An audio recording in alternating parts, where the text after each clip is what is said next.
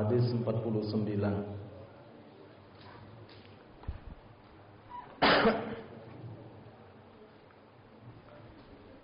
Qala al-mu'allif rahimahullahu ta'ala, berkata Imam An-Nawawi di dalam kitab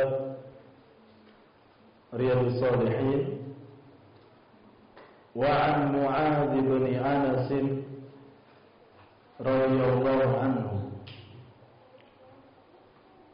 anna an-nabiy sallallahu alaihi wasallam qala man kana ghayran wa huwa qadirun ala an yunfidahu da'ahu Allah subhanahu wa ta'ala ala ru'usil khalaiqi yawmal qiyamati hatta yukhayyirahu min al-huril 'ain ma syaa. Rawahu Abu Dawud wa Tirmidzi wa qala haditsun hasanun akhrajahu Tirmidzi. Bapak Ibu yang dimuliakan Allah Subhanahu wa taala, saya terjemahkan dari sahabat Mu'adz bin Anas, semoga Allah Subhanahu wa taala meridhai beliau, anna Nabi sallallahu alaihi wasallam, bahwasannya Nabi sallallahu alaihi wasallam qala, bersabda.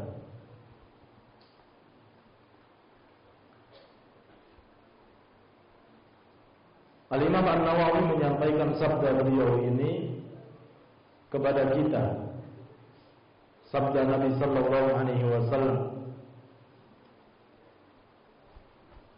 1400 tahun yang lalu. Maka didengarkan.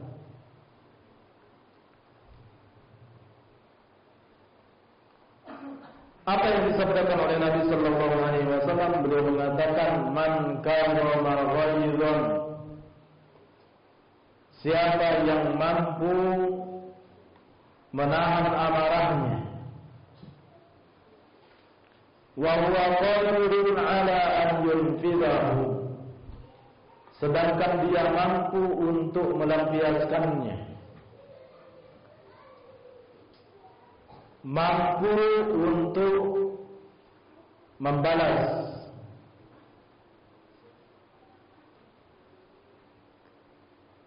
da'ahu Allah subhanahu wa ta'ala, maka Allah akan memanggil dia nanti pada hari kiamat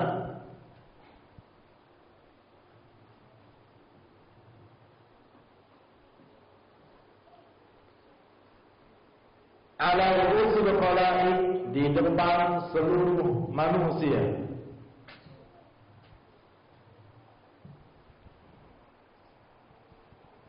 hatta yukhayyirahu min al-huril 'ain ma syaa, sehingga dia disuruh memilih bidadari sesuai dengan apa yang ia kehendaki.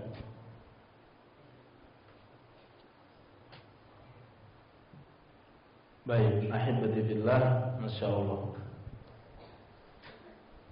Hadis yang sangat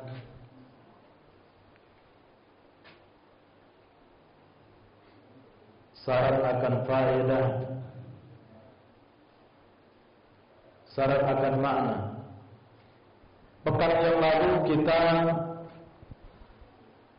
mendengarkan apa yang disabdakan oleh Nabi sallallahu alaihi wasallam, laisa syadidu bisur'ati, innama syadidul ladzi yamliku nafsahu 'indal ghadab. Orang jagoan itu bukan yang pintar bergulat, akan tetapi mereka yang menguasai dirinya tatkala mau meledak, mau marah.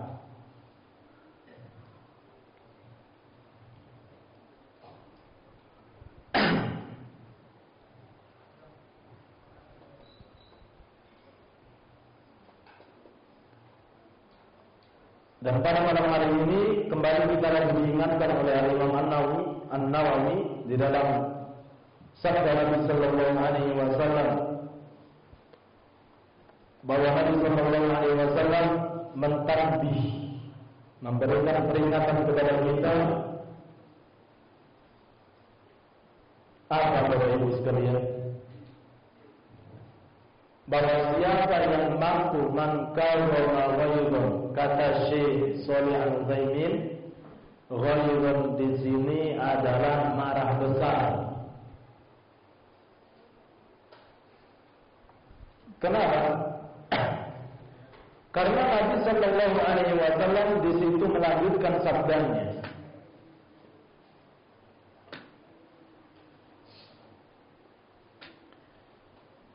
Dengan mengatakan wa huwa qadirun ala an yunfidahu. Siapa yang marah dan dia mampu untuk melampiaskannya, untuk membalas, berarti ini marah besarnya. Kenapa? Karena dikatakan siapa yang mampu melampiaskan, siapa yang mampu untuk membalas. Enggak ada orang marah kecil kok mau membalas, mau melampiaskan, itu enggak ada. Karena pasti ketika seseorang mau melampiaskan, mau membalas, itu pasti marah besar, Pak, Bu. Adik-adik sekalian, pasti marah besar. Makanya Syekh Shalih Al-Utsaimin mengatakan ghaidhan di sini artinya adalah marah besar. Makanya Allah, kata beliau, Allah itu punya sifat marah. Artinya ghadab, marah besar. Dan Allah enggak punya sifat tersinggung. Karena sifat tersinggung itu adalah merupakan sifat kurang, dan itu sifat makhluk. Kalau orang tersinggung baik, dia tidak marah besar. Karena apa? Mungkin banyak sebab. Karena dia takut sama orang itu.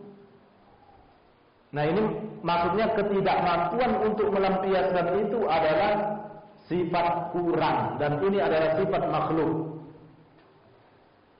Makanya Allah mempunyai sifat apa? Marah, dan Allah tidak mempunyai sifat tersinggung. Karena sifat marah adalah sifat kesempurnaan bagi Allah, sedangkan sifat tersinggung adalah sifat kekurangan, dan ini adalah sifat makhluk.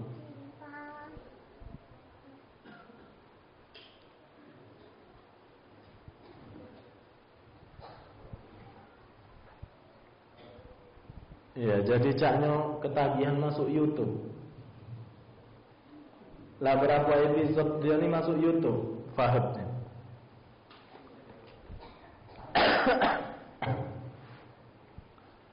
Ya, para jamaah sekalian, apa itu? Bahwa yang dimaksud dengan ghaidhan itu artinya marah besar. Kenapa? Karena Nabi mengatakan wa huwa qadirun ala an yunfidahu. Siapa yang mampu menahan amarahnya, marah besar, ingin melampiaskan, ingin membalas, kemudian apa? Dia mampu untuk menahannya, nanti pada hari kiamat Allah Subhanahu wa taala akan dipanggil dia oleh Allah Subhanahu wa taala ala ru'usil khalaiq, di depan seluruh manusia yaumul qiyamah, pada hari kiamat. Apa yang diperintahkan kepada orang ini? Hatta yukhayyirahu minal huril 'ain ma syaa. Dia akan diperintahkan oleh Allah untuk memilih apa? Bidadari sesuai yang ia kehendaki.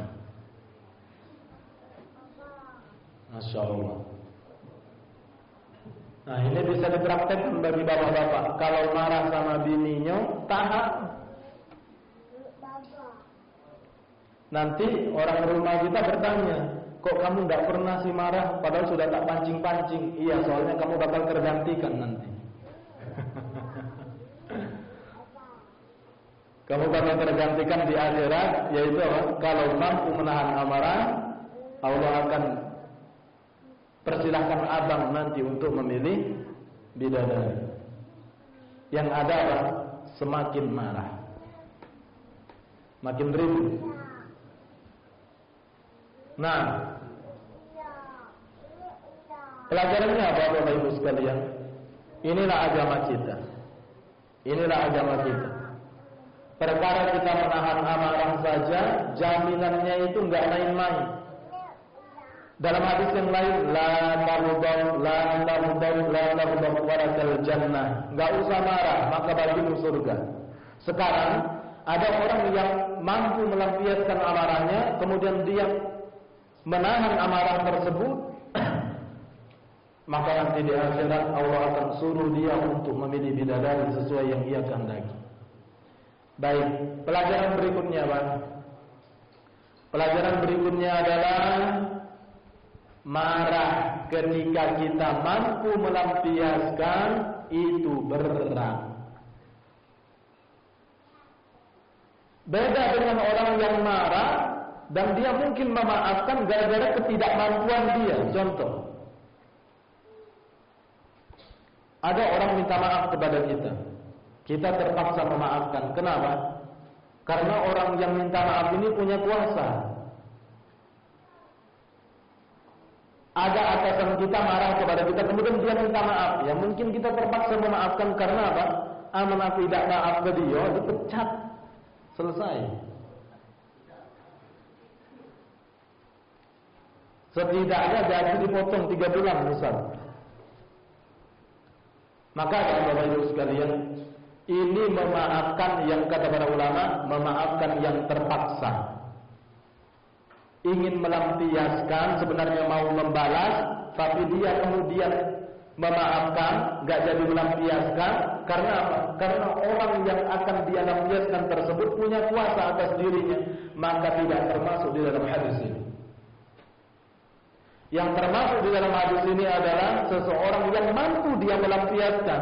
Man kadzama ghaidan wa huwa qadirun an yunfidahu, da'ahu Allah yaumal qiyamah 'ala ru'usil khalaiqi hatta yukhayyirahu minal huril 'ain ma syaa. Kira-kira contohnya gimana? Gini. 2 tahun yang lalu Bapak Ibu sekalian, misal 2 tahun yang lalu kita ini dipalai preman di Jalan Lingkar situ misal.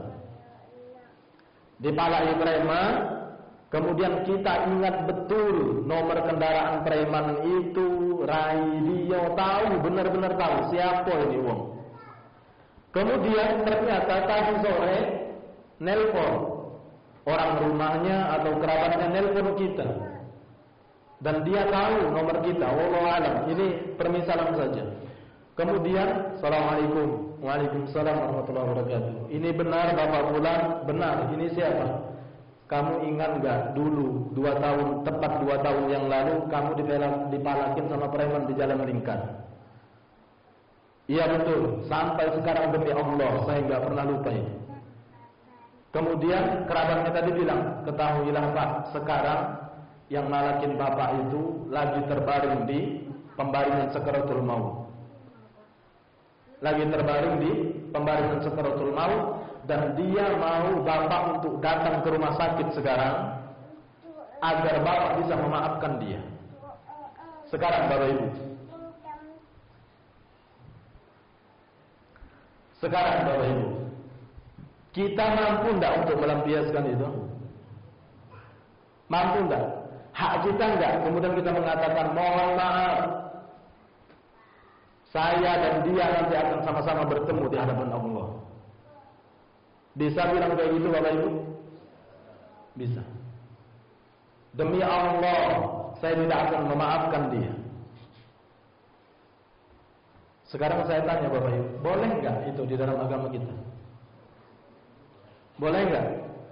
Boleh. Makanya hati-hati, urusan dengan manusia ini ribet. Hati-hati. Urusan manusia dengan manusia ini, sesama manusia itu ribet. Maka yang sesama santri, hati-hati. Saya jujur ya, dulu waktu di pondok, ini tidak membuka aib, saya tidak menyebutkan namanya. Ada seorang ustaz, dia sudah menjadi ustaz, ya, sudah menjadi ustaz. Aslinya sudah lulus SMA, maka jatuhnya pengabdian. Kemudian ijazahnya paket. SMA itu ijazahnya paket. Demi Allah, 3 kali ustaz ini ujian paket gak pernah lulus. 3 kali ujian paket gak pernah lulus. karena dia, mohon maaf ya, santri sering dijemur, dihukum gitu kan, ya mungkin saja didoakan sama santrinya, bisa saja. Jangan dikira karena yang didoakan adalah ustaz tidak terkabul. Bahkan sebagian para ulama mengatakan kalau kita mendolimi orang kafir non muslim dan dia berdoa kepada Allah, maka Allah akan kabulkan. Nah ini, jadi makanya Bapak Ibu sekalian, perkara dengan manusia ini hati-hati. Ya. Jangan cari musuh, jangan cari masalah, ribet. Ustaz, mana buktinya bahwa itu tadi boleh? Bahwa tadi yang dizalimi dia bilang saya dan dia akan sama-sama berdiri di hadapan Allah. Mana buktinya? Mana dalilnya? Bahkan di dunia kita boleh membalas. Ada syariat apa? Ada syariat kisos. Untu bil untu, tahu untu bil untu, gigi dengan gigi. Dia ngerontok ke gigi, kita rontok kembali. Itu di dalam agama kita. Akan tetapi ingat, kata para ulama, bahwa tatkala kita memaafkan, itu pahalanya lebih besar ketimbang kita mengambil syariat kisos. Nah, baik, kembali kepada yang nelpon tadi. Bisa nggak kita mengatakan demikian? Jangan karena aku nak datang ke rumah sakit, nak nemui dia. Aku berdoa sekarang, selesai aku nelpon ini, mati baik dia. Selesai? Dan itu hak kita. Nah ini tapi coba diingat dalil ini. Siapa yang mampu melampiaskan amarahnya, mampu melampiaskan dendamnya mungkin, kemudian dia menahan amarahnya tersebut, Masya Allah, nanti dia akan dipanggil di hadapan seluruh makhluk pada hari kiamat, dan dia disuruh oleh Allah untuk memilih bidadari sesuai yang ia kehendaki.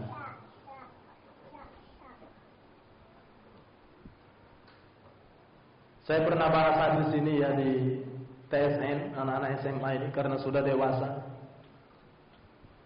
Maka saya candain mereka, saya bilang nanti bebas mau milih yang rambutnya kuning, rambutnya pink, rambutnya, ketawa semua mereka. Nah, maka Bapak Ibu sekalian yang dimuliakan Allah, tidak hanya sebatas dengan apa yang saya permisalkan tadi. Kita mampu untuk marah sama kerabat misalkan, ya. Ada kadang, ada tak dulur itu atau kerabat itu yang aman lagi senang, dia tidak nian, nak nelpon, nak mengunjungi gitu. Giliran nak nelpon, nah itu pasti berkendak, ada kendak. Ada nggak Bapak Ibu? Aduh, ya. Amanlah assalamualaikum, nah sudah. Tak mungkin nak ngasih, yang ada nak berasa. Nah, mungkin hak kita, kau ini tak pernah gawa, tak pernah peduli, ya kan? Tapi giliran sempit. Nah ini juga termasuk di dalam hadis ini, mampu untuk melampiaskan, mampu untuk marah. Tapi bukan berarti ini Bapak Ibu menafikan nasihat. Boleh kita menasehati. Kau ini selalu memutus silaturahim. Ada tapi yang membuat kau nyambung silaturahim itu apa? Nak berasan inilah. Pasti kau sambung silaturahim. Bukan berarti menafikan apa? Bukan berarti menafikan, mentiadakan nasihat. Tetap kita nasihati. Baik, ini insya Allah bisa kita tarik di dalam kehidupan kita secara luas. Intinya kapan kita mampu untuk melampiaskan amarah kita, dan memang hak kita untuk melampiaskan. Ingatlah hadis Nabi Sallallahu Alaihi Wasallam ini. Ya. Baik, lanjut kepada hadis yang berikutnya.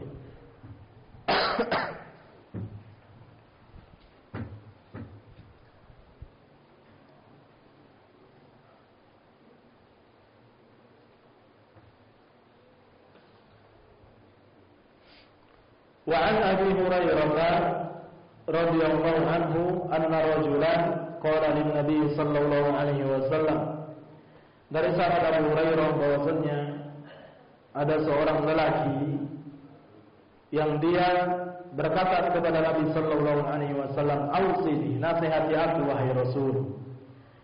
Qala, maka Nabi sallallahu alaihi wasallam beliau bersabda, "La taghdab, jangan marah." Faradda mirara, laki-laki ini terus minta nasihat kepada Nabi sallallahu alaihi wasallam, maka Nabi mengatakan, tetap saja mengatakan, "La taghdab, jangan marah." Lebih tepatnya mungkin kita artikan jangan temperamen, jangan dikit-dikit marah. Ya, baik. Pelajarannya apa? Kata para ulama, Nabi Sallallahu Alaihi Wasallam jeli melihat siapa yang minta nasihat. Ya. Karena di dalam banyak hadis Nabi Sallallahu Alaihi Wasallam itu menasehati para sahabat itu beragam, beda-beda. Maka kata para ulama, Nabi Sallallahu Alaihi Wasallam itu jeli melihat siapa yang dinasehati. Sama halnya ketika kita ngisi kajian ibu-ibu seperti apa bahasanya. Ngisi kajian santri seperti apa bahasanya, bapak-bapak seperti apa bahasanya, para pemuda, para pemudi bagaimana bahasanya, ya. Nah inilah Nabi Sallallahu Alaihi Wasallam, beliau jeli, dan dikatakan oleh para ulama, sahabat ini, salah satu sahabat ini adalah orang yang minta nasihat ini, para jamaah sekalian, adalah seseorang yang memiliki apa? Jiwa yang suka marah. Maka Nabi Sallallahu Alaihi Wasallam nggak ada nasihat. Buktinya apa? Faradda mirara, minta nasihat terus. Yang selalu Nabi ulangi adalah la taghdab, jangan marah. Minta nasihat lagi, beliau kembali mengatakan jangan marah. Ya. Nah ini. Kemudian pelajaran berikutnya adalah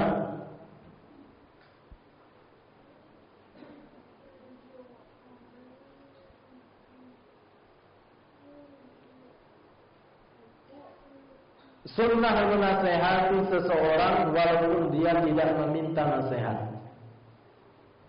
Apalagi ketika dia minta nasihat. Ini termasuk hak sesama muslim. Apabila dia minta nasihat, maka kita nasihati. Apabila dia bersin, kita mengatakan yarhamukallah. Kemudian apabila dia meninggal dunia, kita antarkan jenazahnya sampai liang kubur. Apabila dia sakit, maka kita jenguk ketika dia sakit. Nah ini termasuk hak sesama muslim. Kemudian menjaga kehormatan dirinya, menjaga nama baiknya. Ini termasuk dari hak sesama muslim. Maka tidak boleh Bapak Ibu, kalau ada yang minta nasihati, asal kita mampu, kita nasihati. Kalau kita tidak punya ilmu, gimana Ustaz? Cukup bilang, jujur, deh. Aku ni kate tidak hafal dalil, hadis, Al-Quran tak. Cuma aku ni tidak berilmu, tapi aku lebih tua dari kau. Jadi aku nasihati kau ni pakai pengalaman hidup baik. Termasuk nasihat? Nasihat. Aku dah hafal hadis, Al-Quran dah hafal. Ya. Aku tahu. Bahkan terkadang yang minta nasihat itu sebenarnya lebih berilmu, lebih berpendidikan. Tapi beda Bapak Ibu, perhatikan ya, beda antara ilmu dan pengalaman. Ilmu itu mohon maaf hanya sebatas teori. Anak pesantren ini kalau lulus, mohon maaf ya saya katakan, teori. Hafal Al-Qurannya teori, hadis yang dihafal itu teori, agak ini terpraktek ketika dia terjun ke masyarakat. Baru teorinya berguna. Maka ketika ada yang minta nasihat kepada kita, jangan disangka bahwa ustaz nggak butuh nasihat, bahwa santri nggak butuh nasihat. Bahkan anak kita yang S3 sekalipun, gaul kita sebagai orang tua cuma nakok, butuh nasihat nggak anak kita S3? Demi Allah butuh. Karena mereka itu kurang masih dalam pengalaman hidup. Ya. Maka itu tadi cukup kita katakan jujur deh, aku dah hafal, ini dah hafal masalah hadis, Al-Quran dah hafal. Aku ini tidak lebih berilmu, tapi lebih tua dari kau. Nah ini termasuk nasihat, ya. Tapi yang harus diperhatikan Bapak Ibu sekalian, harus diperhatikan tentang adab-adab menasihati. Karena Imam Syafi'i sendiri mengatakan, aku tidak akan menerima nasihat apabila nasihat itu disampaikan di depan umum. Nah, dan ini termasuk asas di dalam agama kita, akidah Ahlussunnah wal Jamaah, ya.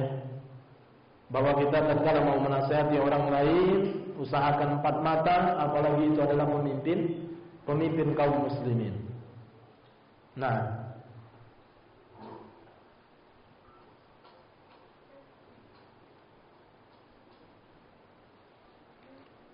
tentu para jamaah sekalian yang dimuliakan Allah, pekan lalu sudah saya contohkan tentang bagaimana kemarahan ini bisa berdampak sangat negatif di dalam kehidupan kita. Salah satunya adalah dia akan menghancurkan kerukunan hidup kita dalam bertetangga, kemudian menghancurkan kehidupan kita, hubungan kekerabatan. Kalau kita penteramen, mudah marah, orang akan menghindar dari kita, dan juga akan merusak agama seseorang, agama seseorang. Nah, dan kata para ulama, al-ghadabu minasyaiton. Marah itu dari syaitan, datangnya dari syaitan. Maka Nabi sallallahu alaihi wasallam, Bapak Ibu sekalian, coba diperhatikan. Maka Nabi sallallahu alaihi wasallam, beliau adalah satu sosok yang tidak pernah marah apabila individu beliau yang dikenai, tidak pernah.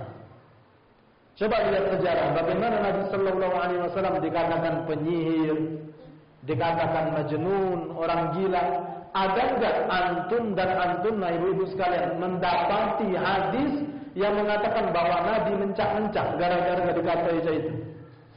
Enggak ada. Nabi marah besar gara-gara yang dikenai adalah individu beliau. Enggak pernah, beliau bahkan enggak pernah membela diri. Kapan beliau naik titah? Kapan beliau bereaksi? Ketika agama Allah Subhanahu wa taala dicaci maki, diganggu. Baru beliau adalah orang yang pertama kali. Kenapa? Cukup masukkan ke dalam benak kita. Kalau kita misalkan dikatai, pemarah. Cukup kita katakan dalam diri kita, sebenarnya aku ini lebih dari pemarah. Aman dia nak tahu niat. Jadi pemarah itu hanya sedikit yang dia ketahui tentang diri. Sebelum azan, pernah datang seseorang kepada Syekh Abdul Razak, ya. Dia mengatakan, orang ini mengatakan, ya Syekh Abdul Razak, sesungguhnya ada orang lain mencaci makimu, menjelek-jelekkanmu, merusak nama baikmu, demikian dan demikian. Kemudian Syekh Abdul Razak mengatakan, alhamdulillah, yang dia ketahui dari aibku cuma sebagian sedikit saja, karena sesungguhnya aibku lebih banyak daripada apa yang dia katakan. Ini ulama mainnya sudah di level itu, Bapak Ibu sekalian. Nah, azan isya kita lanjut setelah azan insyaallah. Wabillahi taufiq wallahu a'lam. Assalamualaikum warahmatullahi wabarakatuh.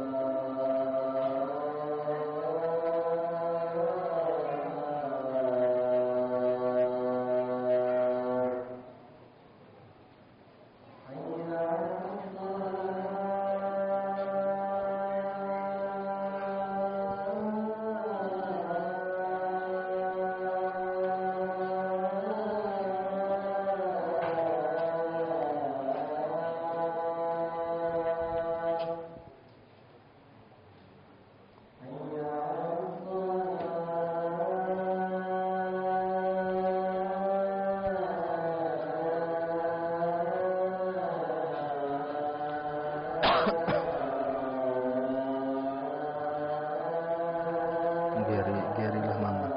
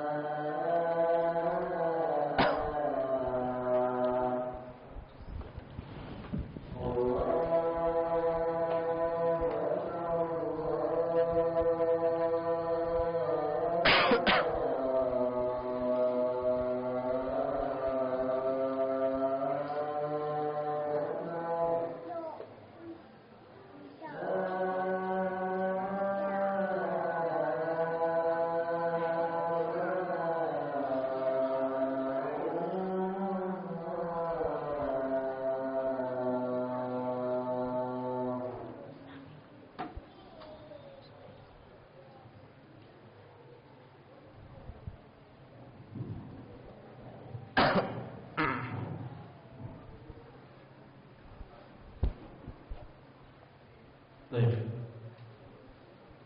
Kita lanjutkan.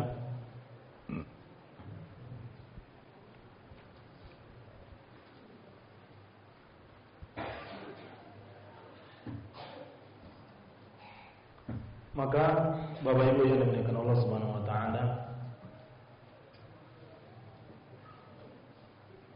Nabi sallallahu alaihi wasallam tidak pernah marah apabila yang dikenai adalah individu beliau.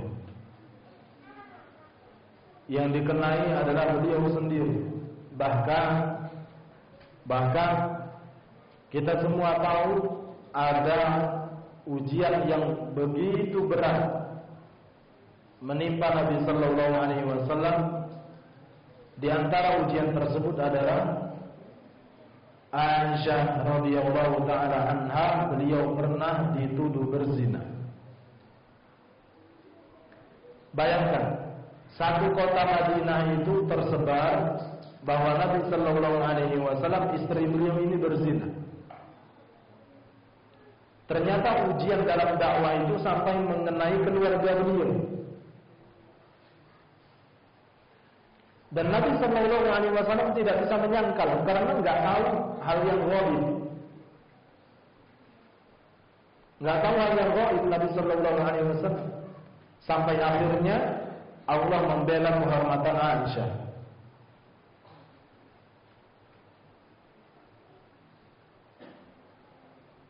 Baik, apakah ada riwayatnya atau Al-Qur'an Allah berfirman bahwa Nabi sallallahu alaihi wasallam mendatangi setiap rumah orang-orang yang menjelekkan istri beliau? Kalian enggak tahu saya ini Nabi, enggak mungkin istri saya melakukan hal yang demikian. Enggak ada satu riwayat pun yang demikian. Makanya Nabi sallallahu alaihi wasallam patokannya beliau ketika yang dikenai adalah keluarga beliau, yang dikenai adalah diri beliau, itu beliau tidak pernah membela diri membabi buta.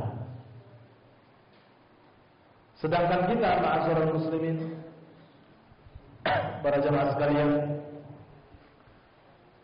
oke Ustaz, saya masih bisa sabar kalau yang dikenai, yang diejek adalah saya. Dikata yang bola saya tidak peduli. Dibilang nilep, tahu nilep enggak Bapak Ibu? Dibilang nilep duit, uang, enggak, saya tidak apa-apa yang macam itu.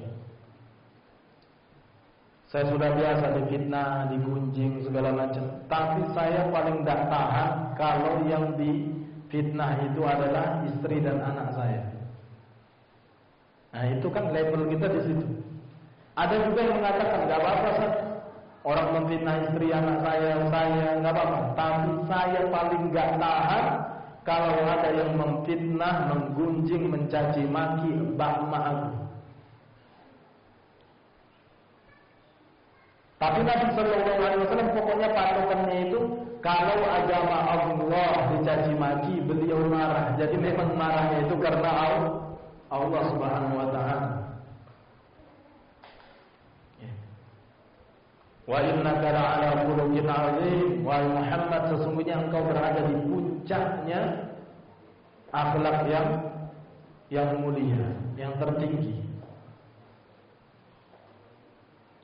Nah,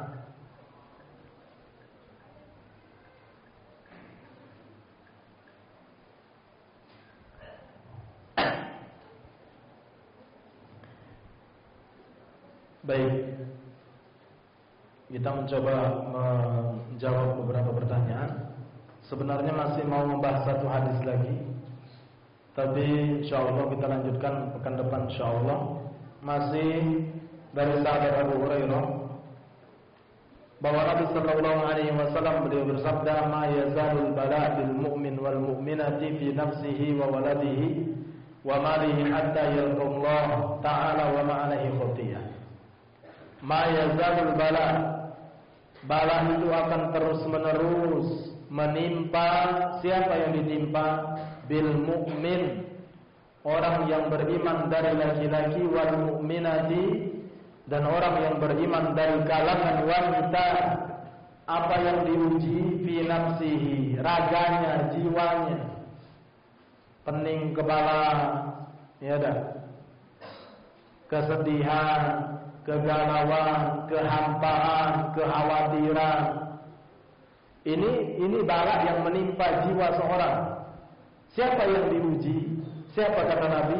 Bil mu'min wal mu'minati. Yang diuji itu adalah orang yang beriman dari laki-laki dan orang yang beriman dari wanita. Yang diuji apa? Jiwanya. Ada yang ketabrak motor, kemudian mohon maaf sampai cacat.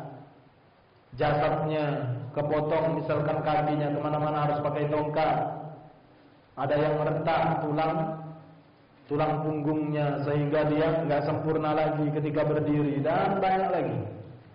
Kemudian yang akan diuji berikutnya adalah wawaladihi. Kita punya anak, kita akan diuji dengan anak kita sendiri. Bapak Ibu, saya tanya sekarang. Alhamdulillah sih kalau soleh-soleha semua anak kita. Tapi biasanya di antara anak kita yang 4 itu, yang 5 itu, yang 7 itu, ada baik yang agak lain. Benar enggak Bapak Ibu? Iya, Allah dengan segala hikmahnya berbuat demikian. Agar kita tuh ingat bahwa tidak ada kesempurnaan di permukaan bumi ini, enggak ada. Tapi bersyukur kepada Allah, anaknya 7, Masya Allah Ustaz, soleh-soleha semua. Tapi ternyata dia diuji dengan mertuanya sendiri. Tapi ternyata dia diuji dengan tetangganya sendiri. Tapi ternyata dia diuji dengan orang tuanya sendiri. Demikian, gak ada yang sempurna di permukaan bumi ini. Ya, ya. Ada, saya pernah mencontohkan seseorang punya anak 4, kemudian anak yang kelima, mohon maaf, autis. Ya. Padahal orang ini kaya raya, ternyata demi Allah sudah berobat ke Singapura, berobat kemana-mana, ternyata kekayaannya tidak bisa menyembuhkan penyakit anaknya tersebut. Sudah. Sehingga dia kembali mengatakan apa? La haula wala quwwata illa billah. Ya Allah, ternyata memang benar tidak ada daya dan upaya kecuali hanya milik Allah. Ternyata hartaku ini enggak bisa menyembuhkan anakku.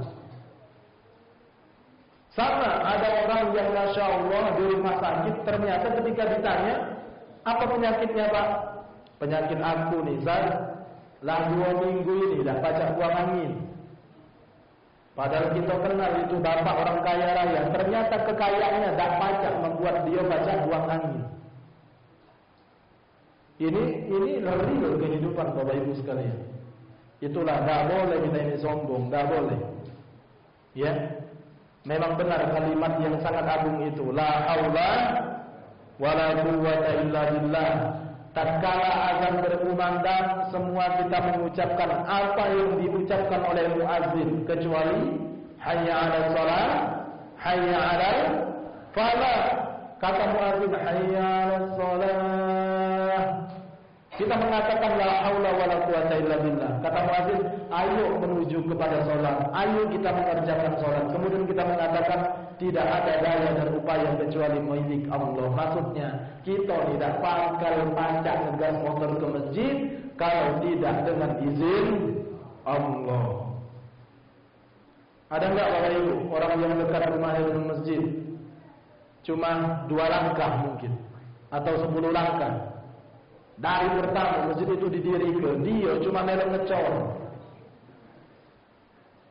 Melo ngecornya baik. Nah jadi tidak pernah datang ke masjid. Ini menunjukkan apa? Kalimat kembali kepada kalimat adalah la haula wala quwwata illa billah. Makanya Bapak Ibu coba ada kalimat zikir itu direnungi deh. Makna zikir itu direnungi. Subhanallah. Ini tidak selesai dari sholat. Astagfirullah. Udah mantap salam ke salam. Astagfirullah 33 kali. Subhanallah 33 kali. Habis itu zikirnya sambil berjalan.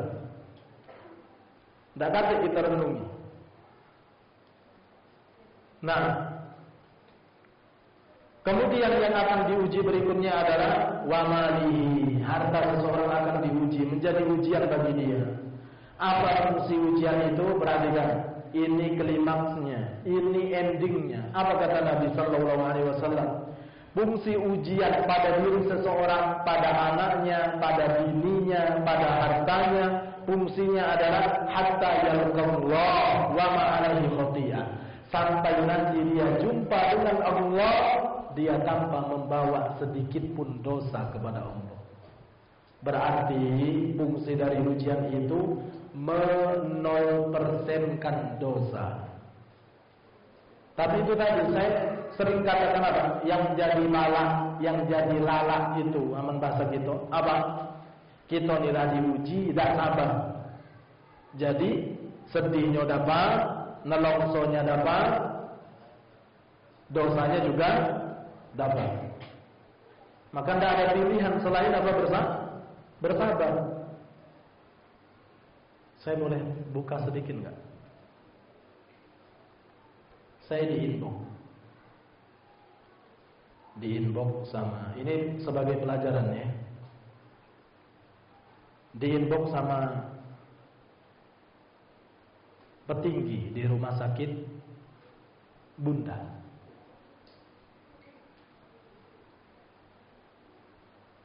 Karena permasalahan yang sekarang sedang viral. Lalu saya katakan, sing sabar, yang sabar. Ikuti baik skenario Allah. Ikuti saja apa? Skenario Allah. Ikuti saja apa yang Allah sudah tetapkan. Nah, kita ini ketika melihat film, ya kan, melihat film, masya Allah, takjub kita dengan film itu. Ternyata endingnya kayak ini. Oh ternyata ada seorang polisi yang mengusut kasus, ternyata dia adalah pelakunya. Kita takjub dengan film-film yang kayak gitu. Tapi yang kita takjubi pertama kali lihat ketika film itu berakhir, kita lihat ya. Saya tidak menyarankan, bukan nyontoh kena nonton ya. Kita lihat apa Bapak Ibu? Sutradaranya siapa? Maka sebenarnya sebelum filmnya terkenal, nanti yang naik daun sutradara. Nah ketahuilah, kalau boleh saya permisalkan, ngapun yang kita nak khawatir dalam hidup, aman sutradara kita ini Allah. Ngapun khawatir? Kita takjub dengan sutradara, yang sutradara itu adalah manusia. Takjub dengan film yang dia buat. Sedangkan sutradara kita ini adalah Allah Subhanahu wa ta'ala. Ngapa Allah bikin kita kayak ini? Ngapa Allah hilang ke motor kita misalkan? Ngapa Allah? Cukup tenang. Kita ni sering takjub dengan film yang kita tonton. Ngapa kita tak takjub dengan hidup kita dewe? Aku nak melok ending dalam hidupku ini nak kemana ni ya? Masih belum jelas. Saya contohkan ya Allah. Kalau boleh saya buka sedikit lagi. Demi Allah, sekarang saya sangat-sangat bersyukur setelah saya ditendang dari Darussalam itu. Setelah saya dikeluarkan dari Darussalam itu, lihat hikmahnya, Allahu Akbar. Dan alhamdulillah gak pernah saya mengeluarkan status kata-kata, Darussalam itu kan saya yang mendirikan dari awal, dapat bantuan dari Kuwait sekian miliar. Enggak, alhamdulillah. Intinya apa? Intinya apa? Tetap ikuti skenario Allah dalam hidup. Sekali lagi kita takjub dengan sebuah film karena endingnya demikian dan demikian. Nah, kita ini semuanya sudah diatur oleh Allah Subhanahu wa taala. Bahwa itu takdir khalaik, takdir makhluk itu sudah Allah ciptakan 50.000 tahun sebelum Allah menciptakan langit dan bumi. Kata para ulama, ternyata yang ditulis takdirnya itu bukan hanya manusia, tapi juga nabat, mana nabat? Hayawanat. Ternyata hewan-hewan pun sudah Allah tentukan takdirnya. Kemarin saya contohkan, ada nyamuk yang hinggap di Zaki, ada nyamuk yang hinggap di Iqbal. Saya kasih tahu, Zaki, itu ada nyamuk di kening kau, ditempaklah sama Zaki, kemudian mati. Iqbal, kau juga di kening kau ada nyamuk, kemudian ditepak sama Iqbal, ternyata tak mati. Yang itu mati nyamuknya, yang ini hidup, Allah sudah tulis. Ini makhluk, ini hayawanat, ini hewan. Lalu bagaimana dengan kita? Maka ketika kita diuji apapun bentuk ujiannya di permukaan bumi ini, sing sabar, yang sabar ya dulu. Karena skenario Allah itu pasti sebaik-baik skenario. Karena yang Allah tuliskan untuk kita pasti yang terbaik untuk kita. Yang kita bisa cuma berusaha. Nah, baik, ternyata fungsi dari apa? Fungsi dari ujian itu adalah agar kita nanti berjumpa dengan Allah tanpa membawa sedikit pun kesalahan dan dosa.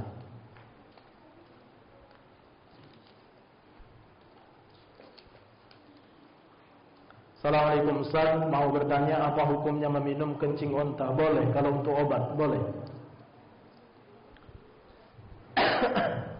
Karena ada seorang sahabat yang sakit diperintahkan oleh Nabi Sallallahu Alaihi Wasallam untuk meminum air kencing onta. Nah,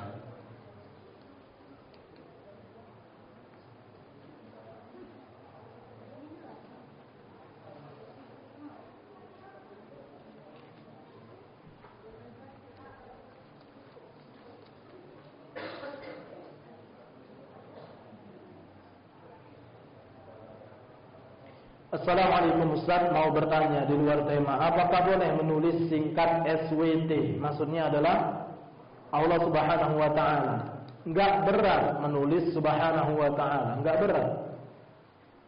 Apakah ketika antum menulis Subhanahu wa taala, pulpen antum langsung habis? Langsung beli lagi pulpen. Sama kayak sallallahu alaihi wasallam, tulis sempurna. Sambil nulis itu kita pun bersolawat sallallahu alaihi wasallam.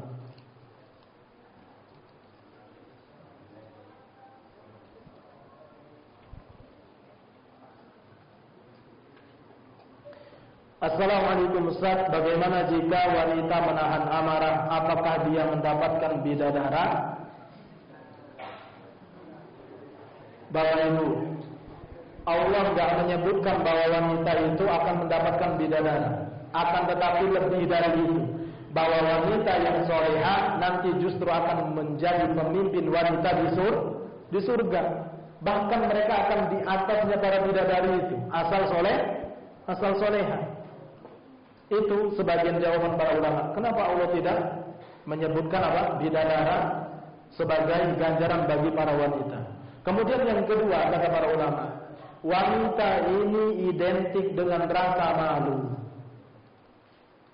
Allah tahu betul bahwa, mohon maaf ya, laki-laki ini memang condongnya ke sana. Mana dalilnya? Zuyyina lin-nasi hubbus syahawati minan nisa. Laki-laki itu condong, dia memiliki keinginan kepada para wanita. Maka Allah paham betul ini makhluknya yang namanya laki-laki ini memang condongnya ke sana. Wanita enggak, wanita itu dia lebih suka dengan perhiasan. Nah, maka apakah mereka akan ketika menahan amarahnya akan mendapatkan bidadara? Akan lebih dari itu yang mereka akan dapatkan. Nah, kemudian kata para ulama, jawaban yang berikutnya adalah wanita itu biasanya yang dikejar-kejar, bukan sebaliknya. Ya, bukan sebaliknya. Maka akan malu para wanita ketika selalu diiming-imingi dengan bidadara. Ya. Nah, itu jawaban sebagian para ulama. Nah,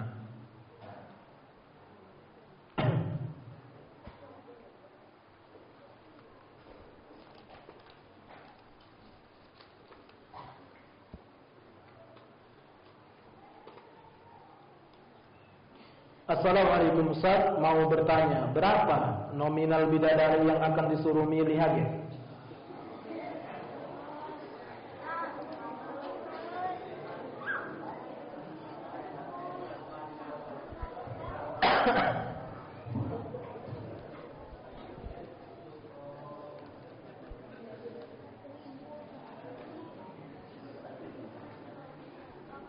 Ya, kalau orang yang mati syahid itu berapa? 70. Kalau orang yang menahan amarah ini, wallahu alam ya. Soalnya aku juga sering marah. Kadang enggak tahan, aman lagi banyak pikiran itu marah.